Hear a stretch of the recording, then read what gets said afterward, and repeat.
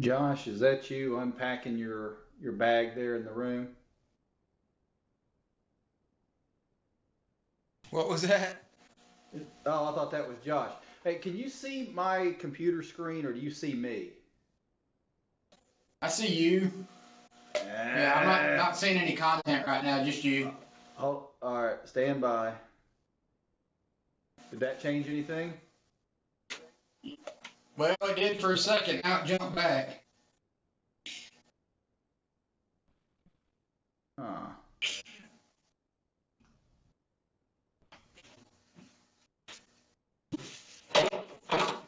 There you go. Whatever you got now is where you want to leave it. Got it. Good.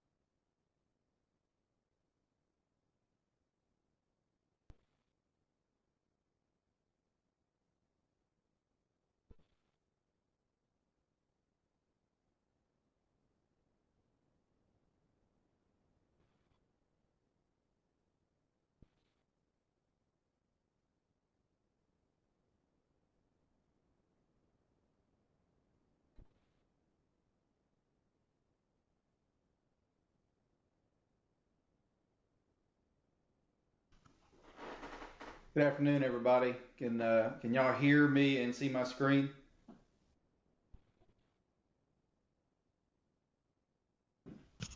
I see your screen and hear you. Very good. It's 2:31. I see, Joe. Good deal. Who else are we waiting on? Is Adkins and Donahoe out there?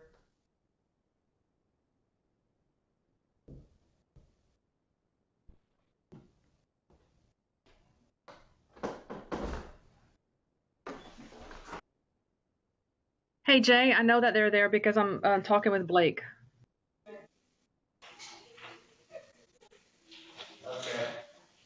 Go ahead. I think we got a pretty good group already here, Jay. Roy was going to try to get back from Fort St. Joe, and he might join us in just a bit. Other than that, I think we're pretty good to go. Very good. Very good. All right. Well, then let's get started. So I appreciate you guys being willing to do this. I think this is a good opportunity for us to meet and learn a few things together and keep me connected with the counties a lot better than I generally do.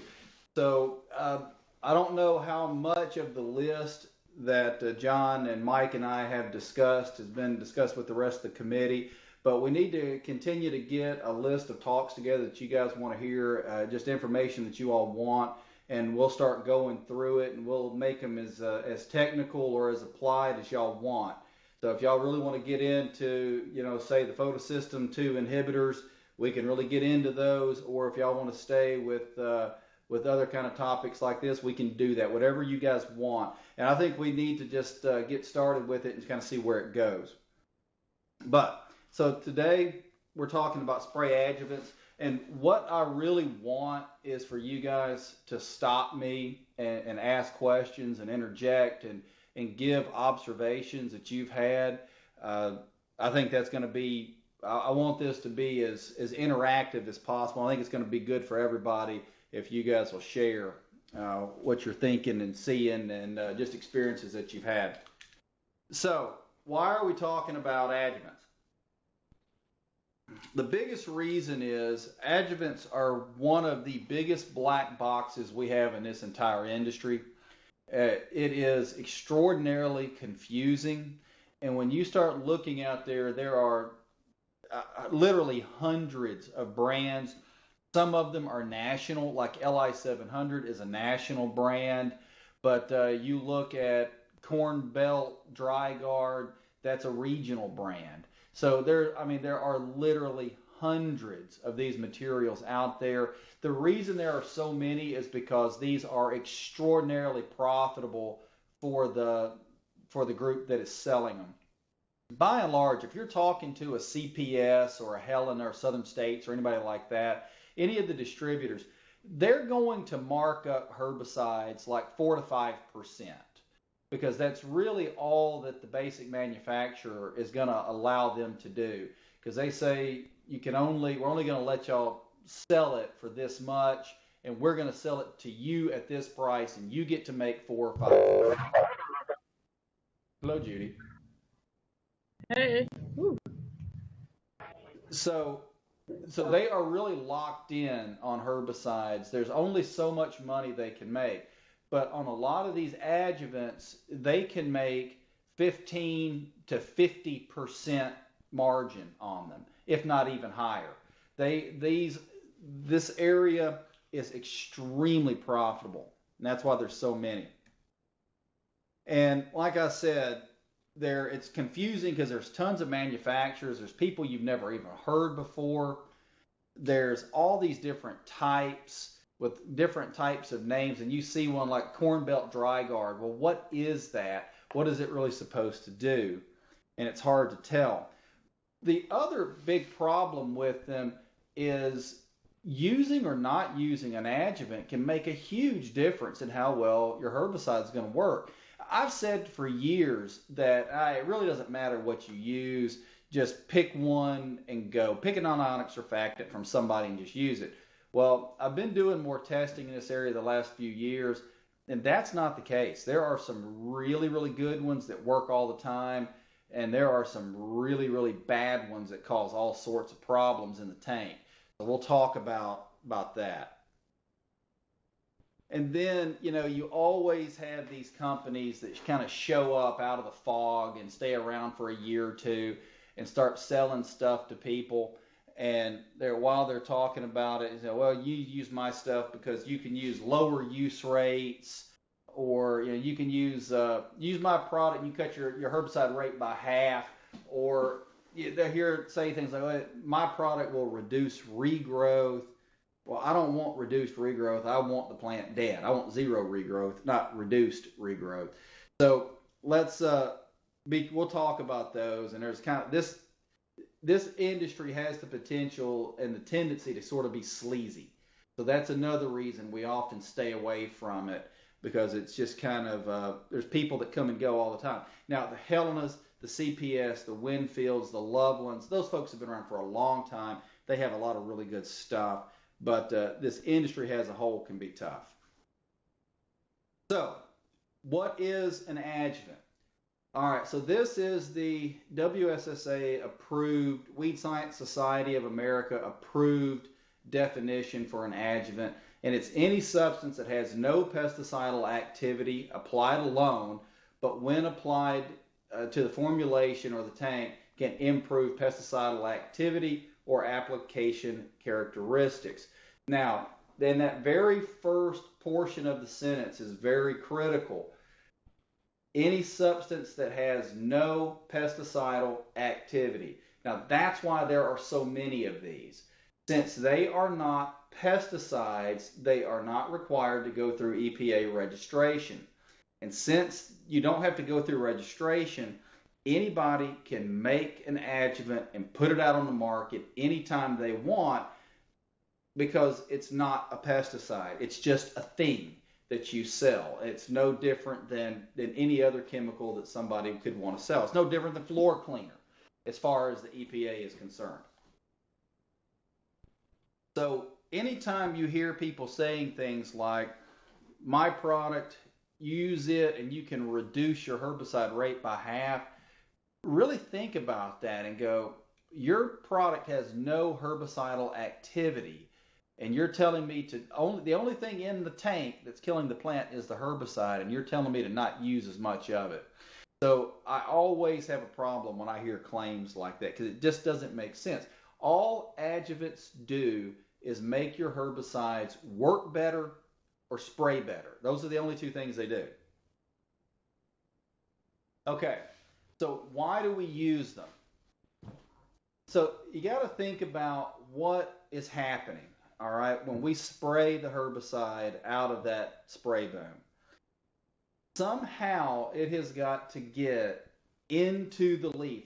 Those molecules, those herbicide molecules, have to get into the leaf and then get translocated to where they can do the business. So give me a thumbs up if y'all can see my little pointer moving on the screen here, because I'm going to use it as a pointer. Okay, y'all can see that. Good. All right, so basically it lands up here on the top of the leaf, and it has to migrate down through all of this stuff to get down to these veins where it can actually leave the leaf and go to other places and kill the entire plant. That's what we want, okay? Jay, Yeah. this is Henry Grant. I don't see the leaf. Okay, you see this kind of cross-section thing that I've got on my slide? No, the only thing I see is the definition of adjuvant. Oh boy. Well, Henry, you've gotten for some reason your connection isn't advancing correctly. Does everyone else see a cross section of a leaf? Yes. Okay, everyone else is seeing it. Henry, hang tight. Hopefully it'll show up for you in a little bit. If not, buzz back in a minute and we'll see if we can't figure something out. So anyway, we've got this leaf, and the herbicide has to get down into that leaf and get moved throughout the rest of the plant. Now, how does it get in? A lot of people will say, oh, well, that's easy. They get in through the stomates. We all know that leaves have those little holes on the leaf, and it's got the little cells that open up and let water out, let oxygen in, and when they close back, open and close. So, well, that's how the water gets in. It runs in those little holes. Well, that's not the case. Those little holes are so unbelievably small that your spray droplet can't get down in there. Okay? Your water droplet is simply not going to diffuse into that little bitty. Your water droplet is literally one spray droplet will cover 100 stomata. Okay? So your droplet is massively bigger than the stomata. It's never going to run down in there. So what it's got to do, it actually has to penetrate that leaf and get down into the leaf itself. Now, look on the top here, and you see that top notation there, the cuticle. All right, the cuticle is a layer of wax, and you'll notice that it shows up on the top and the bottom. Everything that is in the inside of that leaf, of course, is swimming in water, all right? Water is so precious to a plant, it's got to maintain and regulate the water that it has. So it can't allow water to just leak out of the plant. The only place water can leave is through those stomata, and it only leaves when they're open and they're actively growing and gathering CO2. And those stomata opening and closing are a very highly regulated process that is closely monitored by the plant. So the cuticle are stacked up on top and bottom of that leaf for the purpose of protecting and keeping all the water inside that leaf. Okay? The problem is that the cuticle is made out of wax. So the wax repels the water, keeps it in, but it also is going to repel your spray droplet. So we've got to figure out how that we can get that watery mix through that cuticle. All right, so here's where the adjuvants come in. So now we're going to talk about adjuvants and the fact that there's two kinds, and we're going to go through both kinds. There's activator adjuvants and there's utility adjuvants. And the activators are actually getting the herbicide into the leaf. Your utility adjuvants are things like drift control and pH modifiers and stuff like that that help the spray solution, defoamers, that help the spray solution act better and make it more easily to use. But utility agents don't get herbicide in the plant. That's only the activators. So the activators, of course, are your non-ionic surfactants or your silicone surfactants. Then you have penetrants, and these are your crop oils, or I've got basil oil on there, do the same thing. But then you have sticker. I'm not even going to talk about sticker because they're really not hardly sold anymore. A lot of folks still call adjuvant stickers, but we'll get to that. And as I said, your utility agents are all these other things: anti-drift, defoam, compatibility, etc. All right. So let's talk about the activator adjuvants. We're going to start by talking about the wetter spreaders. All right, this is how they're really known in the industry because this is what they do. What we call these are the non-ionic surfactants. Okay, a wetter spreader, non-ionic surfactant is the same thing. All they do is they flatten out the droplet. Okay, they are not interacting with the leaf wax at all. But the fact is, that leaf is covered with wax, the wax repels water, and the surfactants help overcome that repulsion. All right, do I have a schematic? Yeah, okay, so here's my schematic. So where you do not have a surfactant, that leaf is repelling that droplet. The cuticle is repelling that droplet. And you can see right here, that droplet is barely touching the leaf right there. Great big droplet, barely touching. So all of that herbicide has to get in through that small gap, and it's got to do it very quickly. Because as soon as that spray droplet dries, your herbicide turns into a crystal, and then it will not go into that leaf. If it ever turns into something that looks like a grain of salt on the top of that leaf, that's it. Your herbicides are mixed with all kinds of stuff to keep it in a form that is likely to go into the leaf. But if it ever crystallizes, all that other stuff is gone. So you're barely touching the leaf, and it's hard to get your herbicide in. But what that surfactant does is where you add your wetter spreader or your non-ionic, you flatten that droplet out.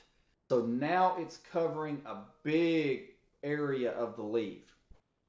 When you look at leaf waxes, okay, they are not, don't think of it as like wax on a floor, that you have a very nice exact coating that's all the same length, or don't think of it as like a clear coat on a car. They're all exactly the same. Plant waxes, they're all sorts of different kinds of plant waxes on that leaf. Sometimes they'll have cracks in them. Sometimes there's areas that are thick. There's areas that are thin. And when you spread that droplet out, what you do is you ensure that that droplet is covering an area of thinner wax and potentially even an area that is a bit thinner. But what these non-ionic surfactants really are is they're soaps. So think about how a soap molecule is. You've got that lipophilic tail and the hydrophilic head, and they begin to burrow into that cuticle. So if it can find a nice thin area, it starts burrowing in, and it sort of drags your herbicide down with it. But you've got to give it the opportunity to get well across the leaf. The second thing that that adjuvant is going to do is it's going to slow down how fast that droplet dries. So it gives you more time on the leaf. And on the previous slide, I said that it reduces bounce. Is someone's mic on? I'm getting feedback on mine. Anyway, if you just check in case.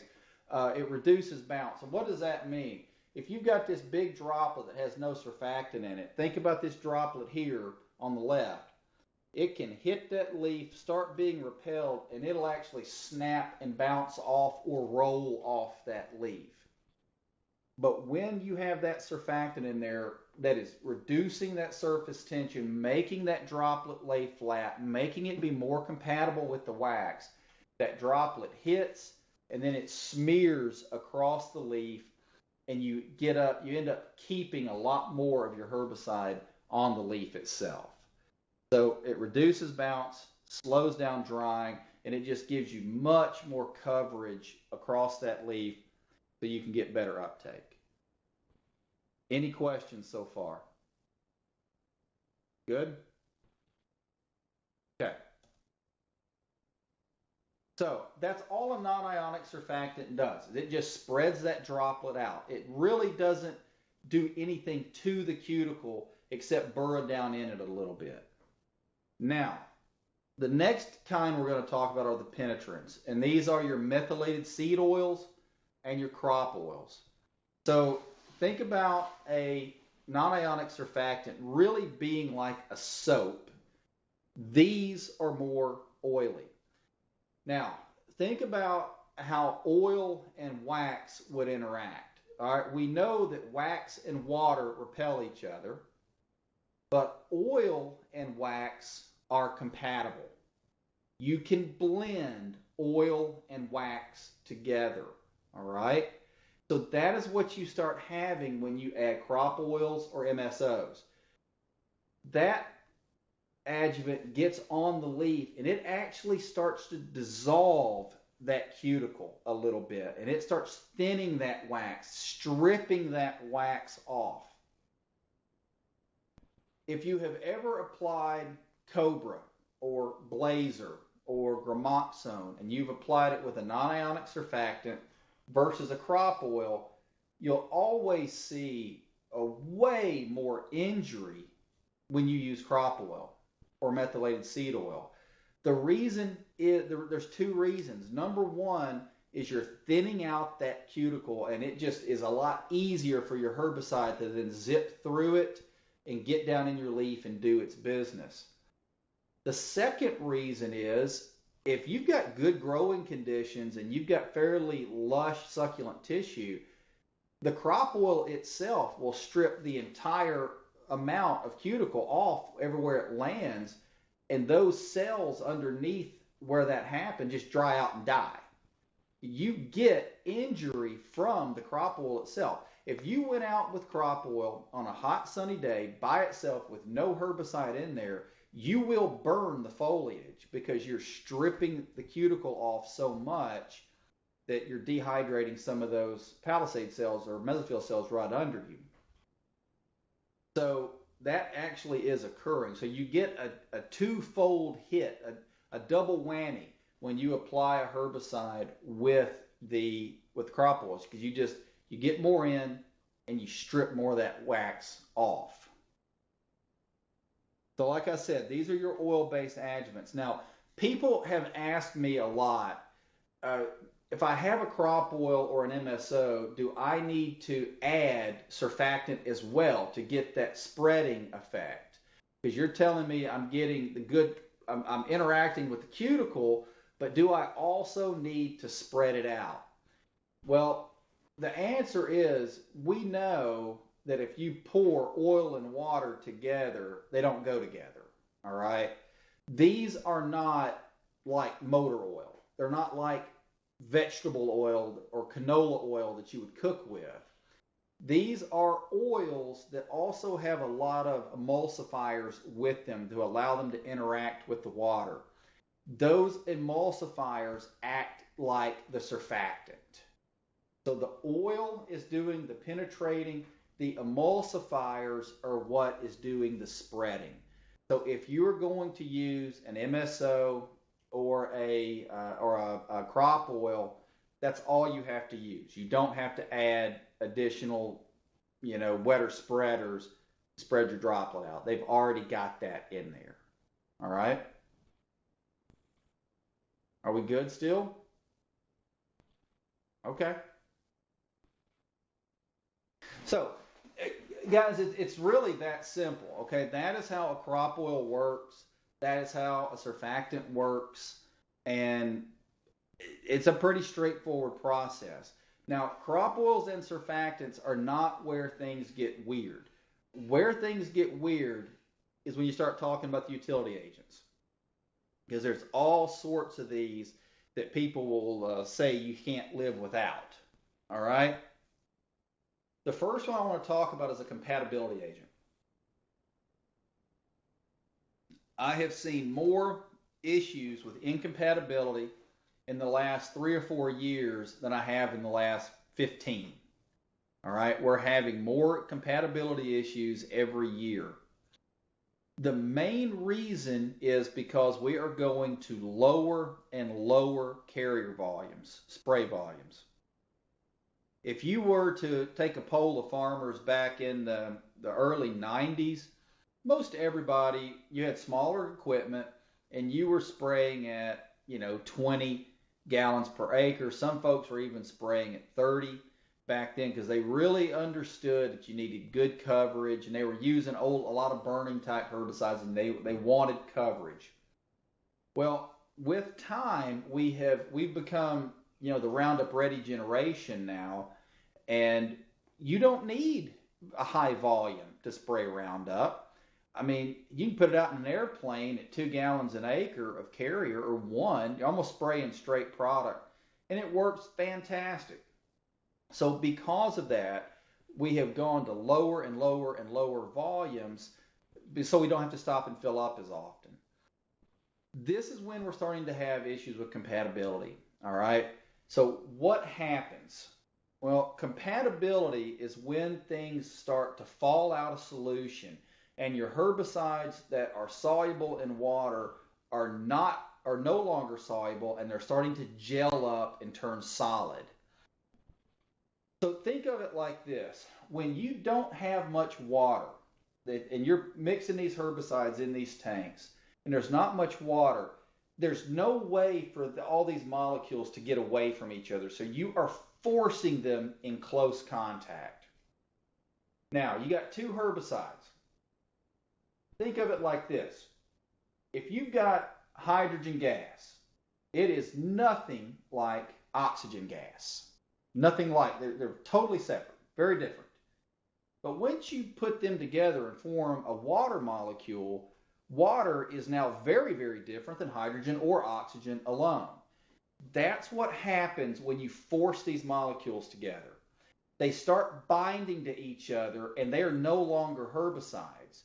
They're these funky complexes that are extremely insoluble, that have all kinds of funkiness.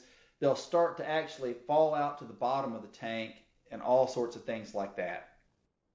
So, and it usually comes from mixing too many things together, or just simply putting out, not having enough water, because a lot of our herbicides are not very soluble. Reflex is a great example. Reflex has very low solubility.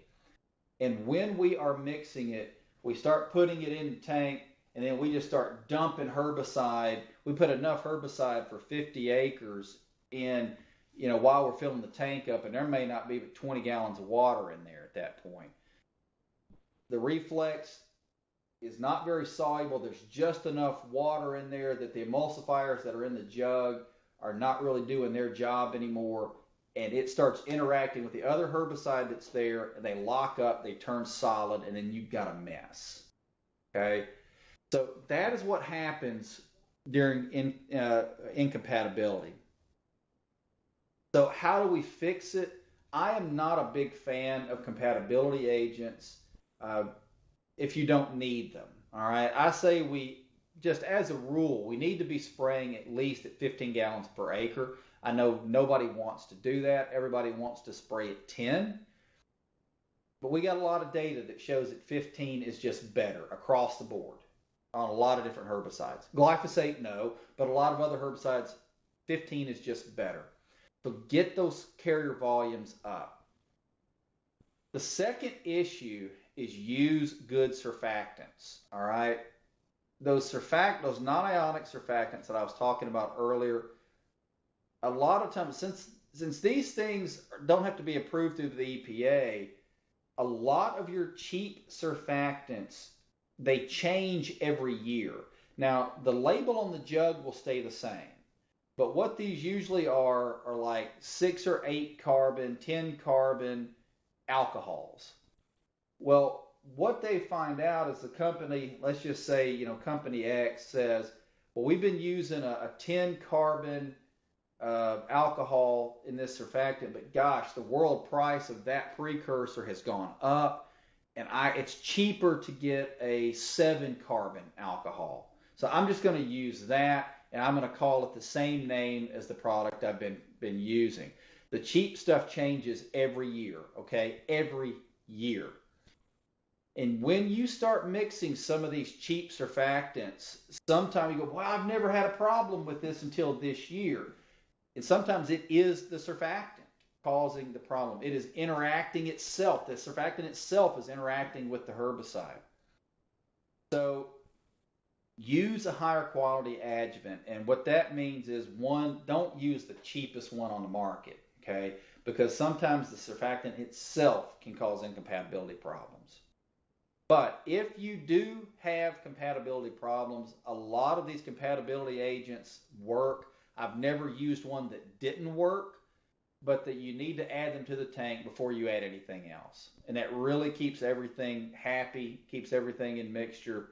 And you can add compatibility agents and keep using low volumes and crappy surfactants, and it keeps everything in solution.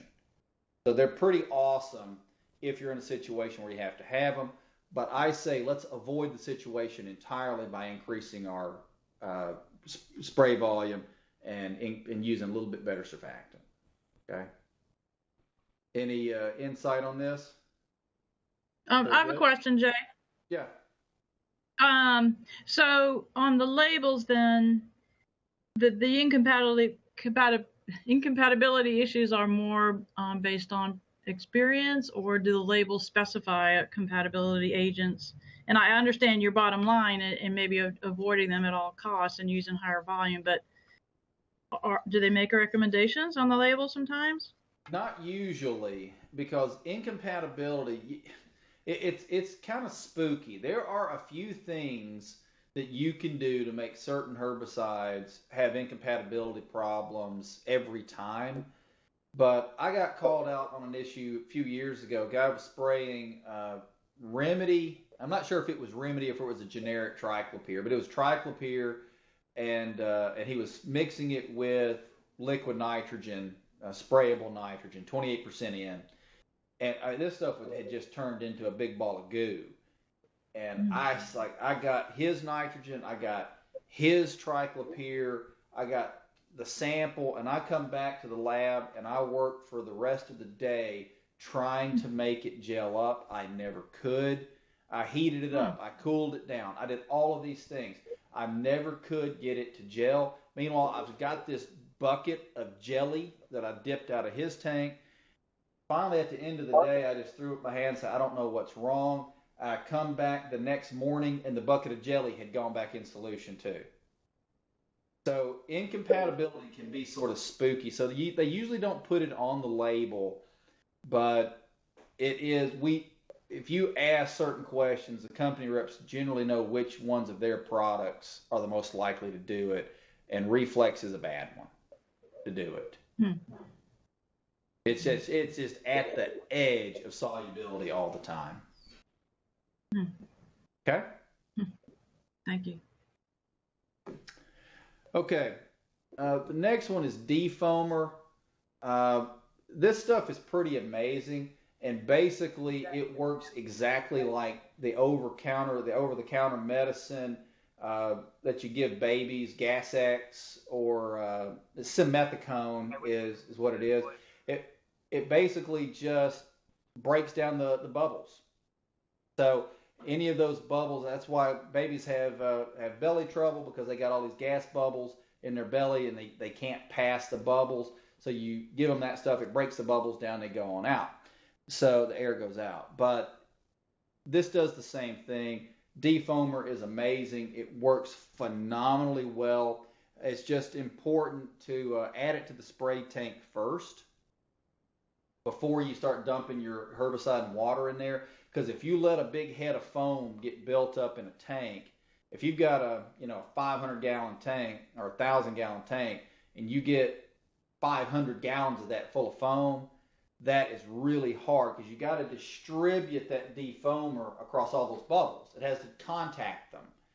So if you squirt some in there before you start adding your water and herbicide, then as soon as everything gets in there, it starts knocking out the bubbles, and it works great.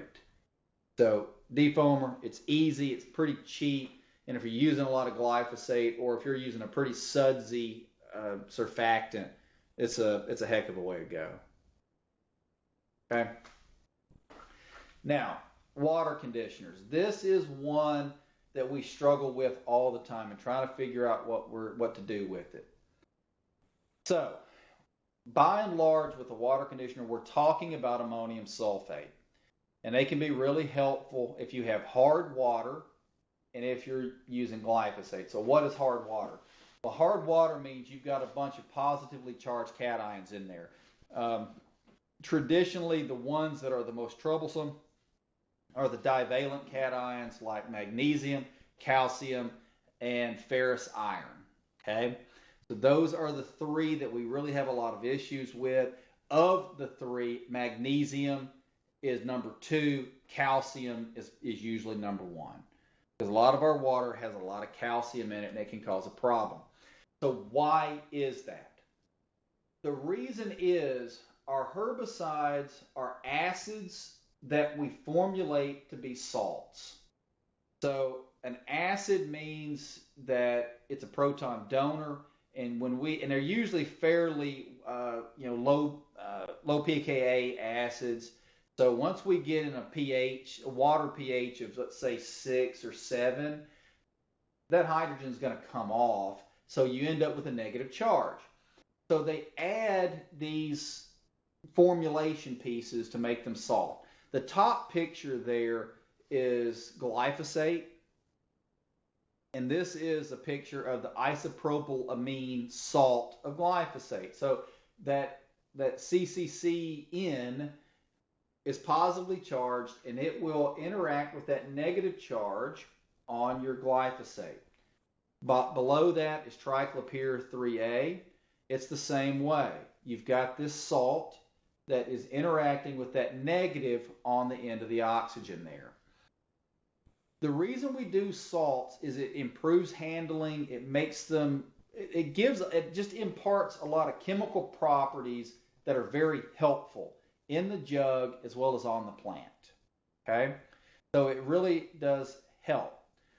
But at the end of the day, notice you've got negative and positive charges in there. So if you end up with high mineral content, then what you can have is the process of chelation. Remember talking about chelating molecules in your basic chemistry class? So that's what we're doing. So what happens, you've got a magnesium or a calcium. It's got these two big positive charges on it. What it does is it reaches out with one positive and grabs one glyphosate molecule, and it reaches out with the other hand and grabs another glyphosate molecule, and it bridges between them. When this occurs, this new magnesium glyphosate complex has zero herbicidal activity. It is fundamentally changed. Anytime you take something off or add something to a molecule, you fundamentally change it. So this is what we have. We have this basically metallic complex now that is not going to be herbicidal. It is going to sit up on top of the leaf. It'll never go in the leaf. It can't go in the leaf, and you don't have a herbicide anymore. So this is why it's a problem. And when we're trying to spray acid herbicides, which by far all of our herbicides are acids, this is the problem when we end up spraying them in hard water. This kind of stuff happens. Okay? So what do? Well, generally we add ammonium sulfate. And again, ammonium sulfate is a salt as well. Do I have any pictures? No. I got another presentation where I really go into how these water conditioners work. But really what happens is the ammonium and the sulfate break off. And that sulfate is S with a bunch of O's around it, a bunch of different negative charges and positive charges and on the ammonium, and everything's kind of floating around in there. And what you have is that big negatively charged sulfate goes and starts gathering up all of those cations that are in your water. And it starts forming magnesium sulfate and calcium sulfate. So it gathers them up. And basically the calcium and the magnesium have a much higher affinity for the sulfate than it has for the herbicide. So ammonium sulfate just scavenges all of those and locks them up, and then they're no longer able to bind up my herbicide. So this is how they work. Now, you can use either a liquid or a dry ammonium sulfate, but if you're going to use a dry, you have to make sure that it is spray grade, okay?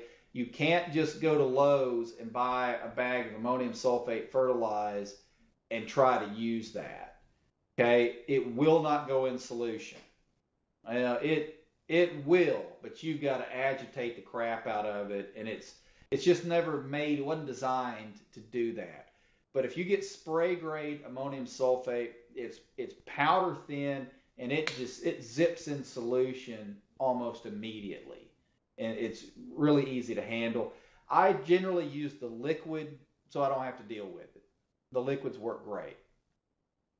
Now, you see this application rate, and this is for, or either the liquid or the dry, but it's 7 to 17 pounds per 100 gallons. Well, what do you use? Well, you use 7 to 17, all right? The reason there's that big gap is we don't know. A lot of times 7 works great, 17 works all the time. I usually split the difference and use like 12. Okay? And just kind of hit it in the middle. But it needs to be added to the tank before you're adding your herbicide, because it needs to be in there chelating those those ions, those cations, before your herbicide has the chance to interact with them. Okay, so add it first. Now, a lot of people like adding ammonium sulfate because they say that it increases burn, it speeds up the kill, and you get a little faster kill. Yeah, you do. I'm not sure why. I don't know why that happens, but you do see that. Um, but I generally do not add water conditioner. The reason is if you've got stainless steel everything on your sprayer, then you're fine. You can use it. And a lot of our newer sprayers, the big sprayers, you can use it. And they're all anti-corrosive parts and stuff like that. But anytime you're dealing with a pasture person, a pasture guy is going to have a cast iron pump 9 times out of 10, and they're going to have brass fittings. And ammonium sulfate is going to cause a lot of corrosion of those parts. And you end up with a lot of scale and a lot of mess if you don't clean it up really well. So I generally don't use it. A lot of my sprayers, they're aluminum and brass. The other reason I don't add them is we have done tons of work. The science, everything I've just presented to you, it makes perfect sense why ammonium sulfate should be used. But a lot of times it just doesn't make any difference. Okay? So sometimes it's a spooky deal. Sometimes we get fantastic activity out of adding ammonium sulfate when you have hard water.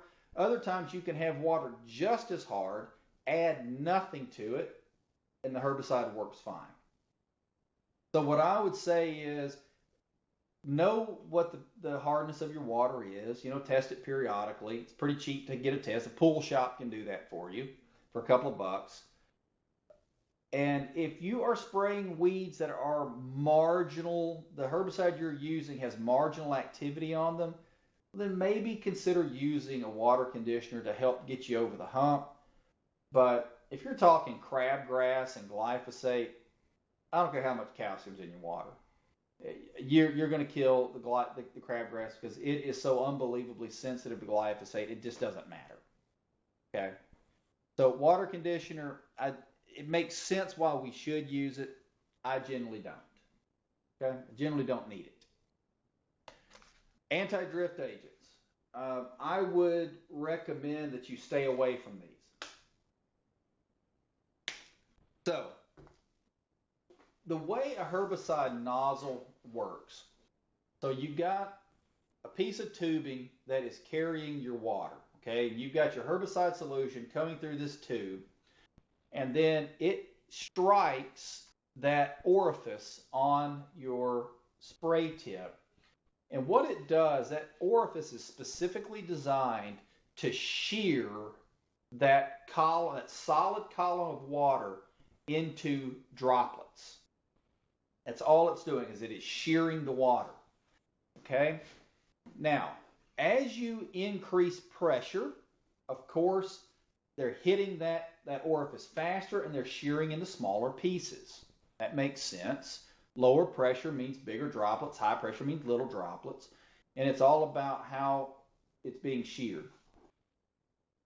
These anti-drift agents, what they do is they basically make your water thicker. It turns the water kind of gummy and snotty. And then when it hits that orifice, because it's thick, it breaks into larger droplets. Okay? That's all it does.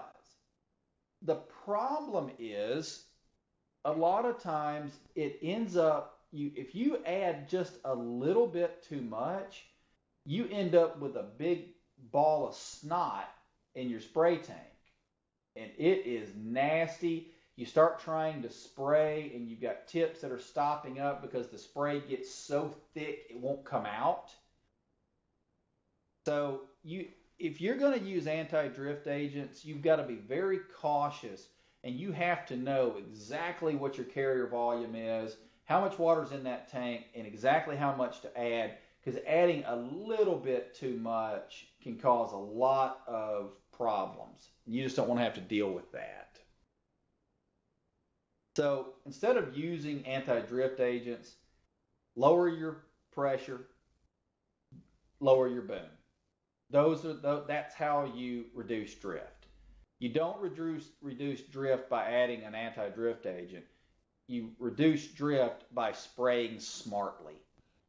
Lower your boom. Instead of having that boom 5 feet off of the canopy and you got all this room for that droplet to drift, you drop that boom down to 20 inches like it's specified, and it's harder for that droplet to drift. Then reduce your pressure and go. Any comments or issues? Feel good? Okay.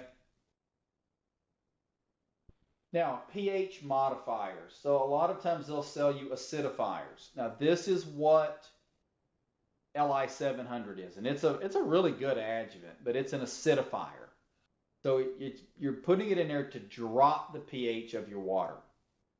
Now, why would we do that? Well, as water pH increases, a lot of times it'll start breaking down our herbicide molecules. So think about it. What do we usually use to clean spray tanks with? Well, we use ammonia, right? Now, why do we use ammonia? Well, what's the pH of ammonia? The pH of ammonia is about 12, 13. It's really high. So what we do is we add the ammonia, we run the pH of that spray tank up to 12, and basically that becomes such a hostile environment for any molecule that it breaks down the molecules and they're not herbicidal anymore. And that's how we clean it, is by running that pH up.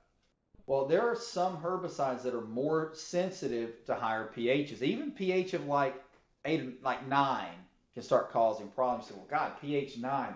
There's never going to be a water source that has pH 9. Yeah, there will be, particularly if you have somebody that's ever pulling water out of an open water source. If they're pulling water out of a pond or something like that, if there are plants living in that water, they are sucking the CO2 out of that water and the pH can go way up. Well water that high is not as likely, but I've seen wells tested over 8. Okay?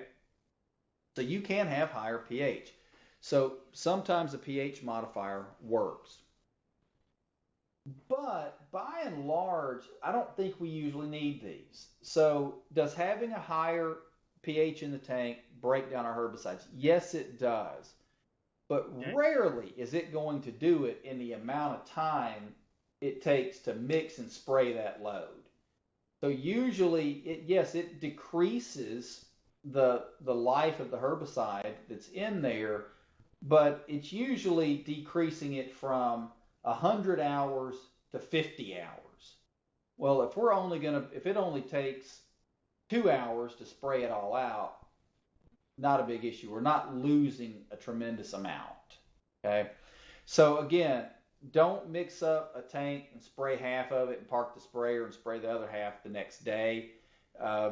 You are asking for problems if you do that. But if you got to keep herbicide in a tank for a long time, then an acidifier can be helpful, like on a golf course, on their little buggies that they're spraying around hazards and obstacles and stuff like that.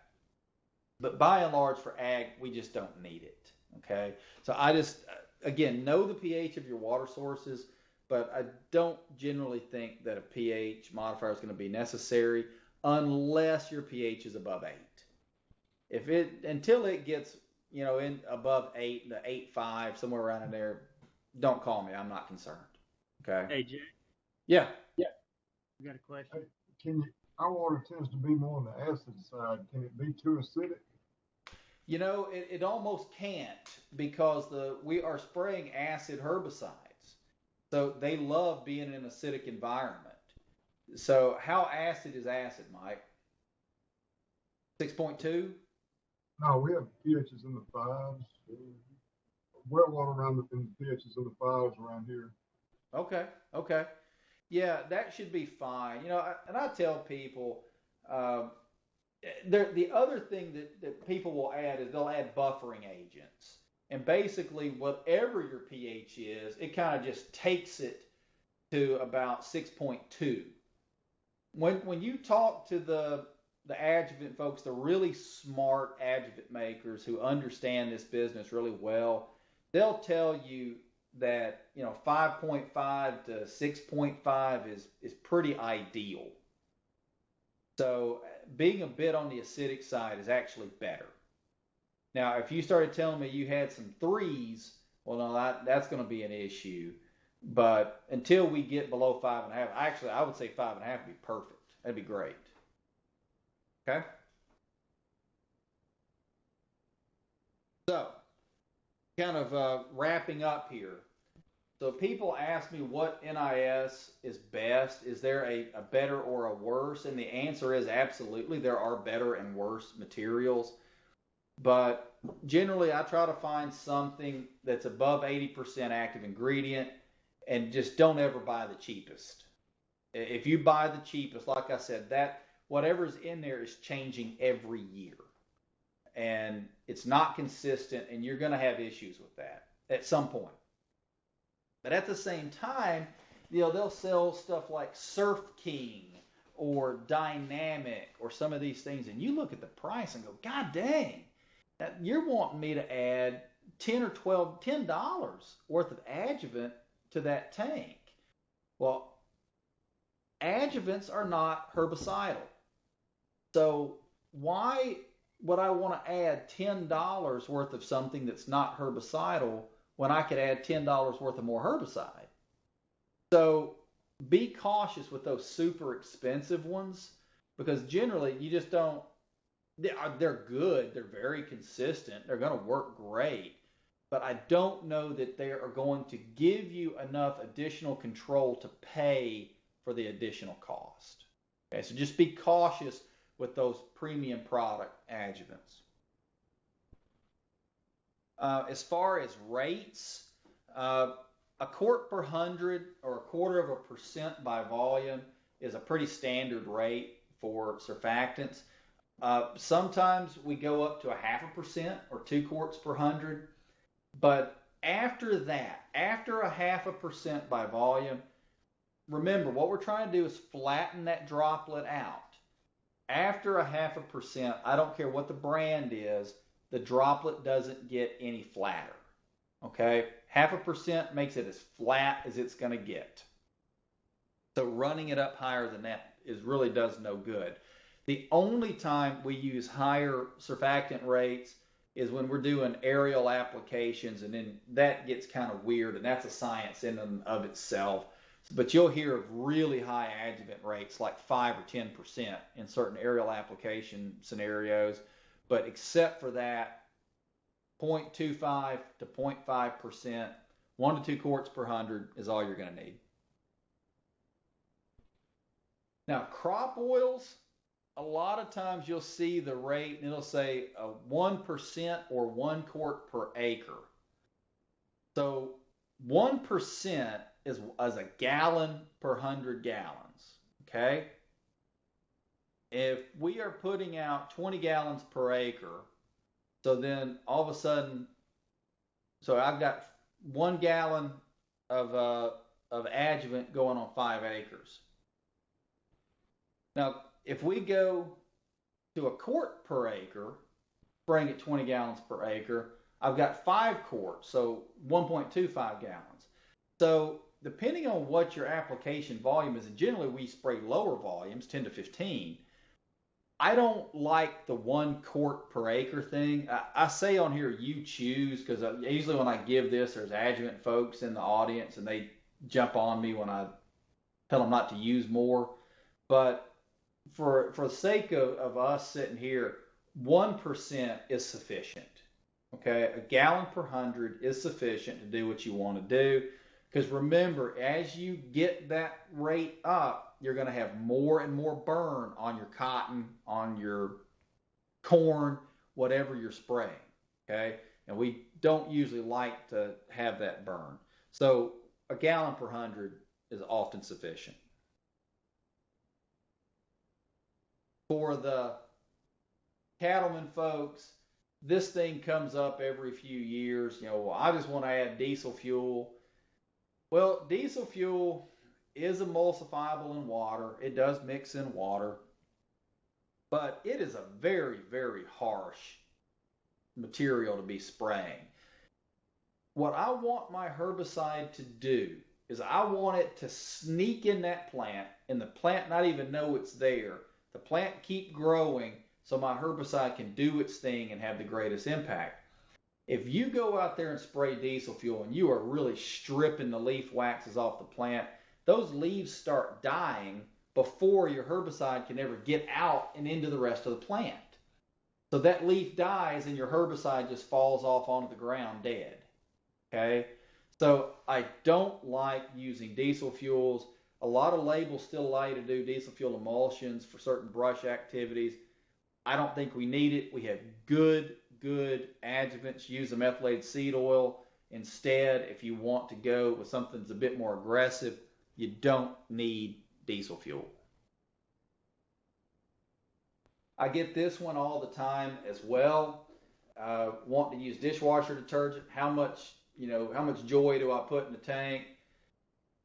I do this at home if I don't have surfactant. I'll squirt a little bit of dishwashing soap in there. But again, this stuff is not designed to be an adjuvant. You end up with tremendous levels of foaming, and it's very expensive. Okay, so there's no reason for a commercial applicator or a commercial guy to ever use dishwashing detergent. You're better off just to use surfactant. So conclusions are there, but just be careful anytime you hear somebody saying you can reduce the rate. Don't ever reduce your rates. No adjuvant is that good. If the adjuvants were that good, don't you think Dow and Monsanto and DuPont would already have that in the jug so they could sell less herbicide at a higher price? I mean, don't kid yourself. These manufacturers know more about adjuvants than anybody in the world. They know which ones work with their products. And if there was one that made that big of a difference, it would be in the jug already. The other thing to be careful about are cocktails. You can end up finding these products that kind of have everything all together. They've got spreaders and compatibility agents and acidifiers all in one product. These usually cost a fortune, and you probably don't need but one of them. And usually the thing I most want is the wetter spreader portion, but there's so much other stuff in there, there's not a whole lot of wetter spreader even there. So I don't like these cocktails. They're too expensive. They're just not a good idea. And again, anything that sounds too good to be true. Okay? So that's the conclusion. Jay, I have a couple of questions right quick. Okay. Back in the day when I started, I remember a big wheel on the back of our door that was a compatibility chart.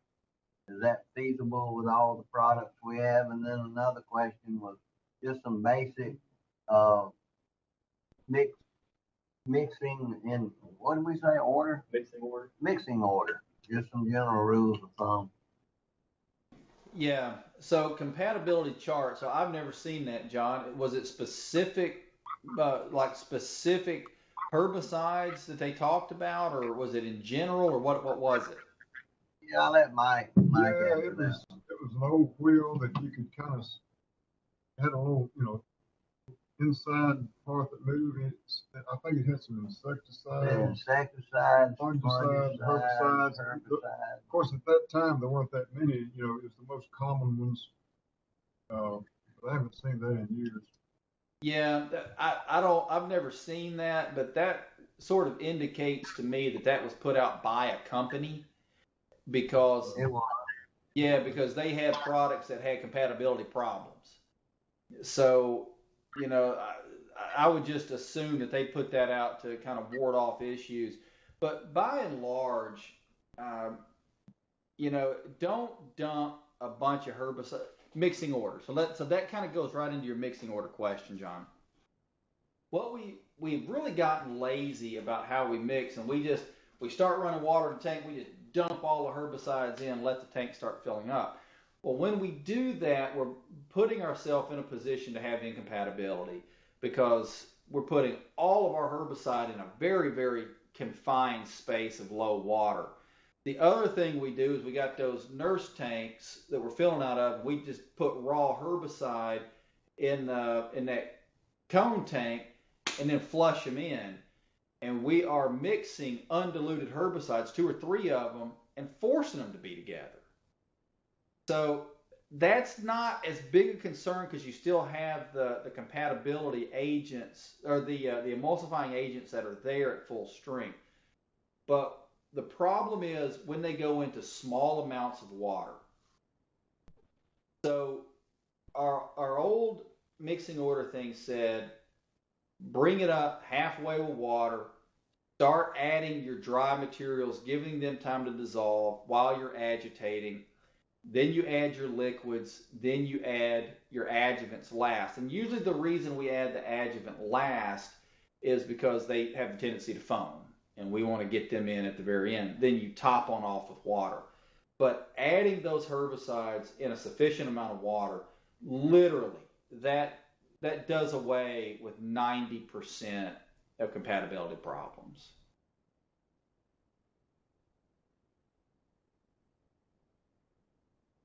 Other questions? Observations?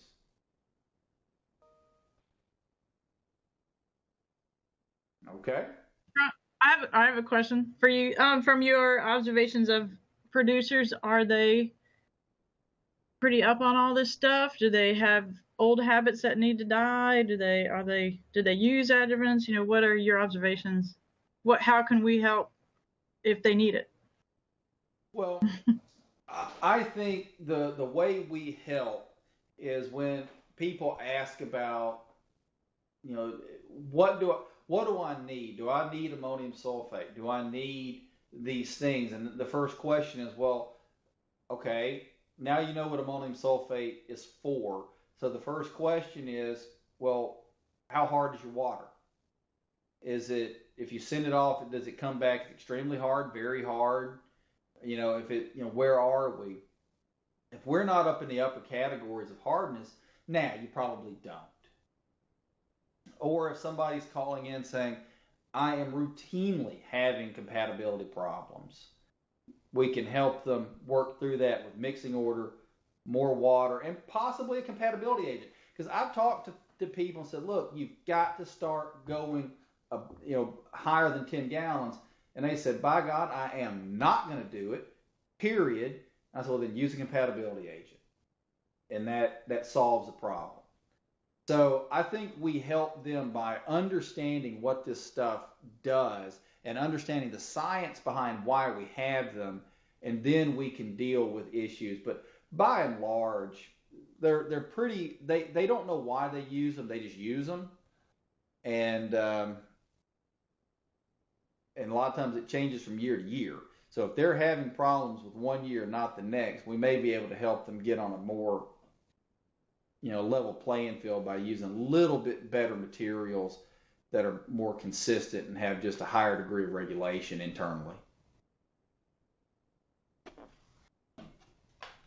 Hey, I was just gonna mention, Blake let me know we have 9 different sites hooked up listening to you, and here in Santa Rosa we got 5 folks, so I don't know how many participants are in the other spots, but I think we had a good turnout, and this is a very good program for kicking us off for the first time. Well, thanks, John. I appreciate that. So let's stay in touch about when we want to try to do this again and what topics we want to keep covering. I mean, I only want to do the stuff that you guys are interested in, and let me know if this is not the type of information that you want. Like I said, if you want it more detailed, we can go more detailed. If you want less detailed, we can go less. So I want you guys to tell me what you want, so it's a good experience, because it needs to be something everybody's happy with. I was right on target today. Good deal. Yeah, I second that. Okay.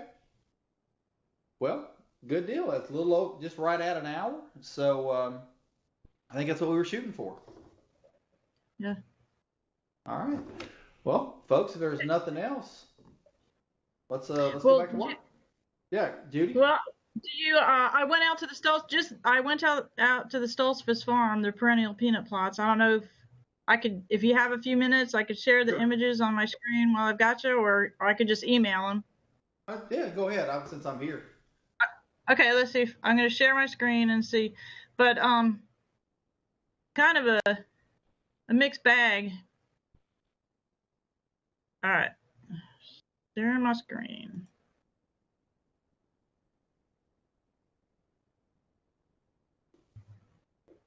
All right.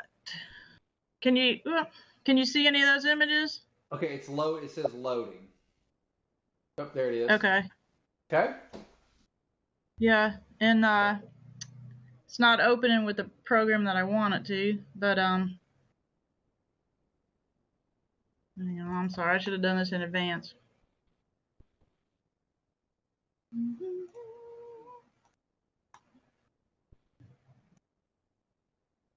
Paste them here because I know they'll be okay.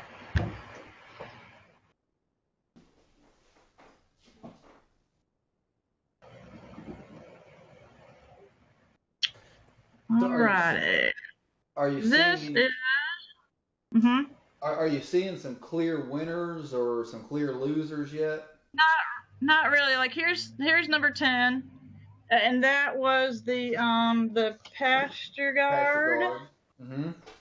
So 10 and then 9 and 8 were the remedy that you had asked me to look at, and um not really. I mean, it did. Wrong way. It killed it, but that's coming back. Like right here, you can see a patch of the. Can you see that? Can you see my mouse circling that Yeah. area? Uh-huh. That's the spiderling coming back. Here's some dead stems, and then once I was able to got my search image going on, you can see all these dead stems here. That is old spiderling seed heads which have died. But if you dig through the peanuts, some of them are coming back. I mean, Okay. I didn't spend long enough time to see what percentage. Here's a patch of it coming back. Let's see what else we got here. They also did a remedy treatment on their own, and they used he used a surfactant in it too. Okay. Let me zoom back out. But the 2,4-D did pretty well. The glyphosate hammered the peanuts. Those are the first 3 plots, I think. 2,4-D was number 1. 2 and 3 were Roundup, and Roundup with 2,4-D. So they're not happy. The spiderling is coming back. I don't ask me questions like, what do you need to know? What should I, what do you want to know about these plots at this point in the game? Well, basically, I just need to know if anything has promise. So it sounds like that doesn't look horrible. What is that? That I think the remedies of all of them, the remedies has promised. Okay. Well, we've got But these same plots at Richard Combs in Madison County, and it's looking like the remedy. Now, the way they were put out 2 or 3 weeks later than yours, it's looking like the remedy's going to has a little bit of potential there. But if we start seeing regrowth there, we just may be in a situation where we have to spray 2 or 3 times and just kind of keep beating it until it finally goes away. I don't know. But yeah, the point of this was to see, do we have anything that we can work with? And basically, from your plots and from the ones in Madison, 2,4-D is too injurious. The Velpar just isn't any good. The Vista, we didn't spray Vista at your place, but we sprayed it at his. The Vista just doesn't really seem to work. So it's either Remedy or Pasture Guard. So mm-hmm. I think where we go from here is we look at taking Remedy and doing, sequential applications, 3-way applications. How long until it started showing back up after the application? Was it 4 weeks? 3 weeks, 2 weeks? How long did the spidling take to come back How out? long until it leafed back out? First question is, Oh, did it go completely brown? And number two, how long till they leafed back out? that I don't think I went out there often enough to be able Okay. to. Okay. Yeah, because we treated in August, I believe. Then I went out in September, about a month later, and they were starting to come back out then. But I didn't count anything. That's fine. Yeah. So what I just kind of usually 4 weeks. I would have guessed about 4 weeks. So Okay. that's what you're Okay. seeing. So we could look at spray. So if we do this again next year, it'll be just remedy at a couple of rates, spraying it, every 2 weeks, maybe every 4 weeks, maybe spraying it 2 times, Yeah. 3 times, 4 times, and see if we can't just keep beating Yeah. it down. In the one thing I noticed, like in these plots, the perennial peanuts were not the healthy. It wasn't the most thriving stand to begin with. I mean, there's Right. other stands that are thriving peanuts the with the spidling. I think, that that they were already struggling to begin with. So maybe with a healthier, if we could spray again in a healthy field, then if the peanuts are that established, they might be able to overcome any of the better. Good point. You know, Good point. because Absolutely. this was kind of like their waste field, not a waste field, but it wasn't. They weren't happy with the field to even begin with. And Right. then the soil fertility and the tissue results came back. I think it was something about boron. It was either high or low. I gotta read that up again. So, Okay. all things considered, I think it's, I guess, worth another shot. Anything can help. Okay. Well, Yeah. we've got to start somewhere and see where we're going to go from there. So I think I feel pretty confident that Remedy has some opportunities, and we'll just have to just do more work with that now. Okay. So what are you gonna do? Like time of year or multiple treatments or? I don't know. We'll have to figure out how we want it to look, and the thing is, I'm not going to be able to do it up there. It's too far away. If I'm going to have to do multiple applications, I just can't. Right. I can't commit to doing it that far away. So we may continue working with Richard Cohn and trying to refine this in Madison County, or I can get with you and with Josh, and if you guys want to start making some applications, it's really easy to do. It doesn't take much. Okay. Maybe you guys Yeah. can do Yeah. one down here. Yeah. So how bad is it in Madison? Similar? Not as bad as that area, but Richard's peanuts looked a whole lot better across his whole place. So, Okay. Uh-huh. so where he had healthier peanut, and he had quite a bit of it in certain areas, and so there's definitely enough to work with. I hope. Okay. Yeah. All right. Well, let me know what you need. I'll be happy to help. I'll pass it on to Josh, and if he, I'll let him talk to you if he wants to spray. I think he may want to. So, Okay. yeah. Do you want me to send you the soil test and the tissue test too? No, I just need to see what the weeds are doing. Okay. Yeah, they're happy. Okay. Well, very good. The chamber bit, just FYI, chamber bitter too. For some reason, is like all over these fields, even in the healthy field. Is there anything that you can recommend on the chamber bitter for them? I know it's on its way out. It's a summer annual, but healthier peanut. Yeah. Okay. Okay.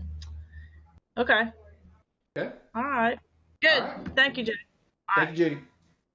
All right. Bye-bye. Bye.